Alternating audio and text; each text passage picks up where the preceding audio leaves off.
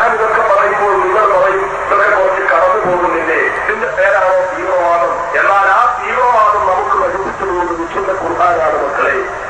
Hello everyone, നിങ്ങളിപ്പോൾ ഈ കണ്ട വ്യക്തിയാണ് മദനി. വർഷങ്ങളായിട്ട് ജയിലിൽ കിടക്കുന്ന ഒരു ചേട്ടനാണിത്. കുറച്ച് പരിപാടിയേ ചെയ്തുള്ളൂ. രാജ്യദ്രോഹം, രാജ്യത്തിനെതിരെ തീവ്രവാദം, കുറേ പേരെ ബോംബ് പൊട്ടിച്ച് കൊല്ലുക, ഇതൊക്കെയായിരുന്നു പുള്ളിക്കാരൻ ചെയ്ത കുറ്റങ്ങൾ. അതിനിപ്പോൾ വർഷങ്ങളായിട്ട് ജയിലിൽ കിടക്കുക. പുള്ളിക്കാരൻ പറയുന്നുണ്ട് തീവ്രവാദം നമ്മുടെ മതത്തിലുള്ളതാണ്, അതിൻ്റെ അടിസ്ഥാനം ഖുർആനാണെന്ന് വ്യക്തമായിട്ട് പുള്ളിക്കാരൻ പറയുന്നുണ്ട്.